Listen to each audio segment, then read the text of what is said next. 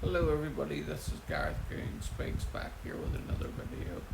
I'd like you to hit the subscribe bar, give me a thumbs up if you like the video, or hit the notification bell to be notified when I post my next post. Or otherwise you can donate to my ministry and the charities that I support at garethcoon3 at gmail.com on PayPal. Or else you can look me up on my social media sites like YouTube, Facebook, TikTok, X, Instagram, Blue Sky, Truth Social, Getter, um, but I'm more prevalent on YouTube, where if you scroll down to the very bottom, you'll get to the created playlists, so that you can be able to see what I watch on a daily basis. This one here is actually disgusting. Washington school district sued for religious animus after girl says her faith was violated.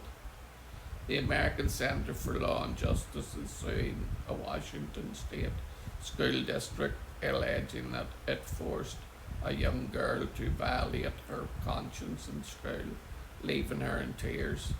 The child was reportedly forced to attend an assembly even though she was crying because the contents of the presentation violated her Christian faith, and it's not the first time her religious rights have allegedly been ignored. The SCLJ says it's the third time. CBN News reported on the first instance back when she was in second grade, and school officials reportedly reprimanded her and searched her backpack after she shared her faith. The SCLJ, the American Center for Law and Justice, says the girl was subjected to searches by school officials who confiscated her Bible and gospel tracts. A second incident allegedly happened earlier this year when she was pulled out of class and scolded for talking about Jesus with her classmates. The latest incident being during a mandatory inclusion assembly at Sylvester Middle School.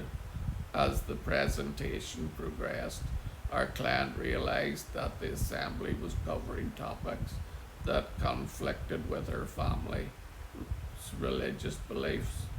An SCLJ statement says what followed was not a lesson in tolerance, but hours of moral instruction, pressing students to celebrate ideas that directly conflict with our client's Christian faith.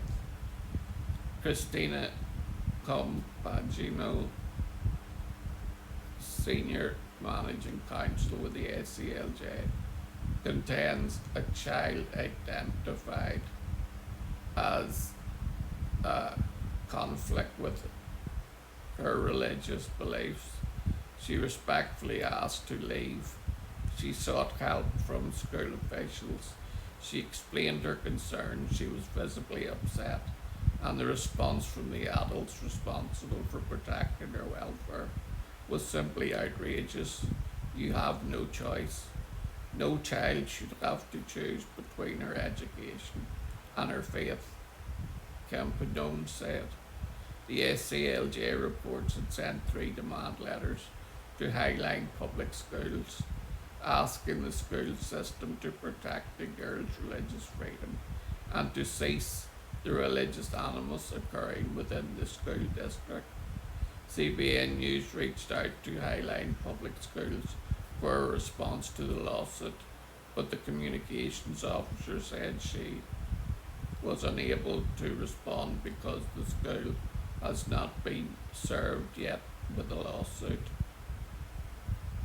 Well, let's hope someday very soon it will be served with a lawsuit, and this girl will have her full religious liberties given back to her.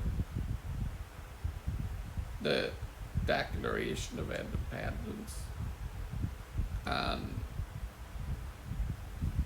the Bill of Rights is her safeguard here.